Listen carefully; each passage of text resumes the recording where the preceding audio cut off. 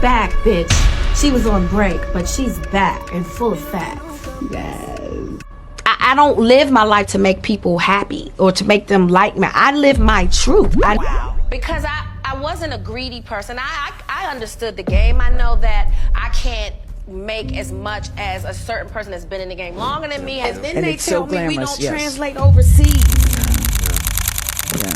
Yeah. Then I have to pay another 30% to my team who did all the work to get me that job. Yes. So I don't pay them 30% of the 75. I think that's what's kept our relationship going so long because we were virgins, no pun intended, together. Yes. People like, you look so young. I laugh a lot. I laugh at myself. I don't take myself too seriously. And like I said, I surround myself with good energy. Remember, I had gotten to a bitter place, but see, that's what happens when you give so much power over to humans.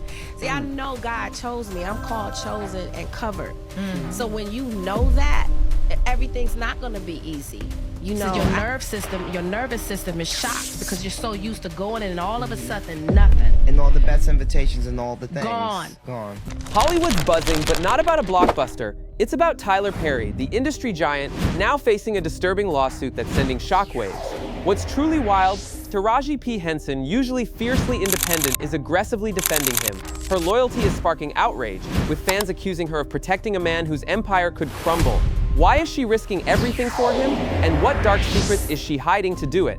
The hushed whispers in Hollywood can often speak louder than any shout, especially when they surround a figure as monumental as Tyler Perry. For decades, he's not just been a filmmaker, but a symbol, a self-made empire builder, particularly for black artists who found a home and fair compensation within his realm. But a storm has gathered, not just any storm, but a disturbing lawsuit that sent seismic tremors through the industry. What's truly jaw-dropping isn't merely the gravity of the accusations, but who has chosen to step into the eye of the hurricane to defend him. The fiercely talented and widely admired Taraji P. Henson. Her unwavering, almost defiant loyalty has ignited an inferno of controversy, leaving fans reeling and openly accusing her of shielding a man now facing allegations that could utterly dismantle his carefully constructed empire. The burning question on everyone's minds, the one that gnaws at the very fabric of their loyalty to Taraji, is stark. Why would she jeopardize her meticulously built reputation for him? What profound unspoken truths, what hidden pacts lie beneath this rapidly escalating scandal? And how does her defense intertwine with the darker, more unsettling narratives now emerging from the shadows of Hollywood? Day after the Oscars, the phone stops ringing. Like calls. You know who called me? This man right here. To a leading role, not supporting. Taraji P. Henson's fervent defense of Tyler Perry might initially strike you as utterly baffling, a perplexing gamble with her carefully cultivated public image. Yet, when you pull back the curtain and gaze upon the intricate tapestry of their shared history, spanning over 16 years, her steadfast allegiance begins to unravel into something more comprehensible, if still deeply unsettling. Their professional collaborations didn't just stay on set, they blossomed into a profound personal bond, a friendship forged in the unforgiving fires of Hollywood. She hasn't merely been an actress in his films, she's been a consistent, vital presence, a recurring star, most recently gracing the screen in his Netflix sensation, Mea Culpa. That film, a breakout hit, has undeniably propelled her own career trajectory to new heights. But this interwoven destiny, this symbiotic relationship, is precisely what casts a long, disquieting shadow over her immediate, unwavering support. Whispers, those insidious currents that snake through the industry, suggest that when the initial news of the Derek Dixon lawsuit broke, accusations so chilling they make your skin crawl, Taraji's reaction wasn't just shock, but an immediate, almost primal fury. Sources close to the situation claim she launched into a blistering tirade, vehemently denouncing Dixon as nothing more than a calculating liar, a white man allegedly attempting to systematically dismantle the hard-earned success of a black icon. She purportedly painted Dixon as an entitled opportunist, a disgruntled actor seething with bitterness because Perry hadn't magically catapulted him to overnight stardom, suggesting he utterly lacked the grueling work ethic demanded by Hollywood's brutal climb. With my book, okay? And we're gonna go and we're gonna do your backpacks with my book. I'll talk to you that. You have to have people to check on you because sometimes I don't even know that I'm not right. Because I'm good at pretending. I have to. You know, I have to show up to work and put on that smile even though I'm dying inside. You know what I mean? And so because I have someone who understands that, just by the sound of my hello, she will pull up. it's important to have people like that because it's easy to isolate. As we peel back another layer, we find ourselves examining Dixon's own initial account, a narrative that, on its surface, almost aligns with Taraji's alleged accusations. Dixon himself readily admitted to that fateful encounter with Perry at an event back in 2019.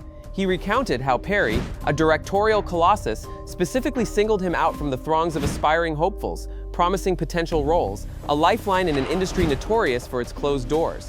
In Hollywood, such a direct overture from a figure of Perry's immense stature isn't just a casual conversation, it's a golden ticket, a sign that a significant opportunity, a seismic shift in one's career, is imminent. Dixon understandably believed he was standing on the precipice of his long-awaited breakthrough, poised to become the next big thing. Yet the brutal reality that unfolded was a crushing disappointment, a stark deviation from the glittering promise. His big break materialized into nothing more than a fleeting, almost imperceptible appearance in 2 episodes of a show called Ruthless. This was followed by a slightly more substantial, but still far from leading role in The Oval. This gaping chasm between soaring expectation and a decidedly lukewarm reality, Taraji allegedly argued, was the crucible in which Dixon's bitter resentment was forged, ultimately culminating in his shocking accusations of inappropriate behavior and sexual assault.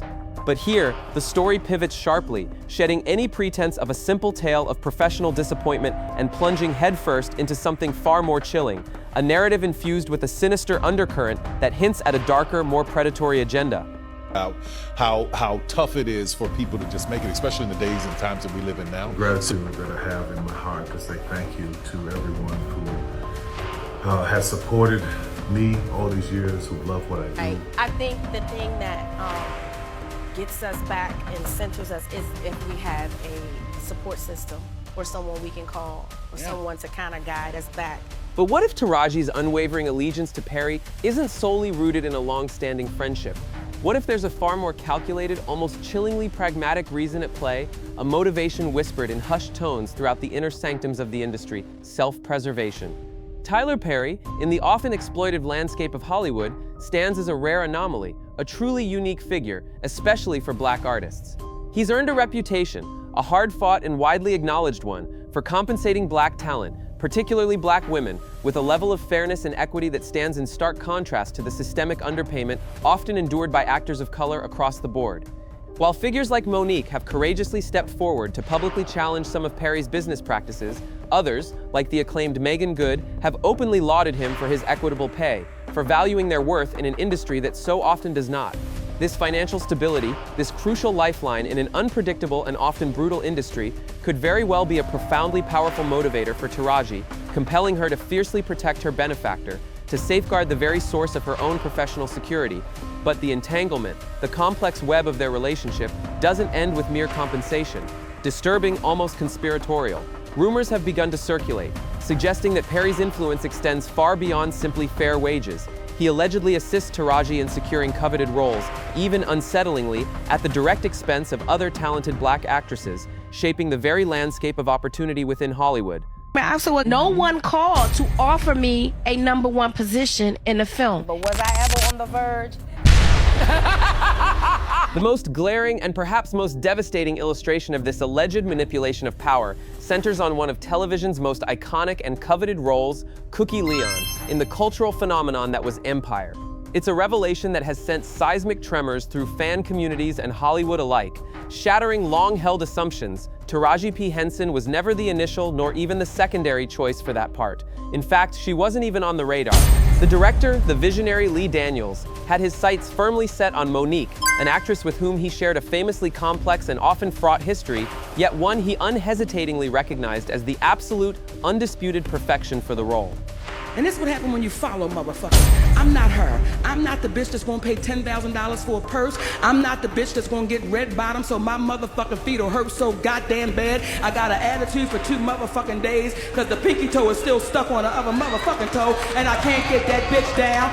Monique herself has bravely stepped forward to corroborate this astonishing detail, meticulously recounting how Daniels, who had previously issued a rare, heartfelt apology for her alleged blackballing by Perry after their transformative collaboration on Precious, explicitly offered her the pivotal Empire role.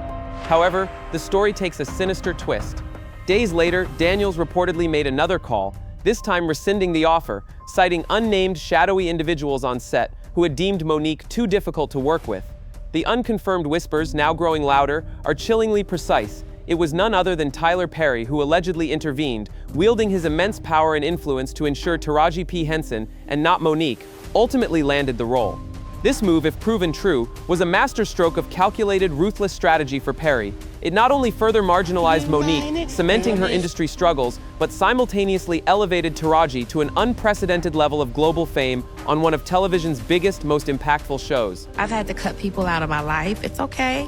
When I came to Hollywood, it was one at a time. You had to look a certain way, you had to speak a certain way. I was considered too edgy. This effectively solidified her reliance, her dependence, on him for such future opportunities. This deeply unsettling layer of alleged influence, this disturbing quid pro quo, adds a profoundly troubling dimension to Taraji's seemingly unwavering loyalty, suggesting a transactional relationship that far transcends the simple bonds of friendship, hinting at a darker, unspoken pact. The court documents, chilling in their meticulous detail, lay bare a narrative that is almost impossible to dismiss as mere sour grapes or professional disappointment. Dixon's legal filings describe with stark clarity a persistent and deeply disturbing pattern of coercion and exploitation, alleging that Perry systematically used his immense power and formidable influence within the industry as a lure, dangling the tantalizing bait of career advancement and unparalleled creative opportunities directly in front of Dixon. But this, according to the lawsuit, was merely a prelude, a calculated maneuver to then subject him to a terrifying, escalating series of unwanted advances, and when these were rebuffed, swift professional retaliation. The documents are explicit, leaving little room for misinterpretation.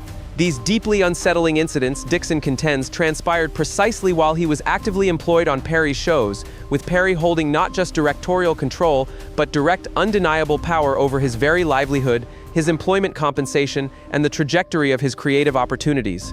Dixon's stark, almost audacious comparison of Perry to disgraced and reviled figures like Harvey Weinstein, Bill Cosby, and Sean Diddy Combs, men infamous for weaponizing their power to prey on aspiring artists, isn't just hyperbole.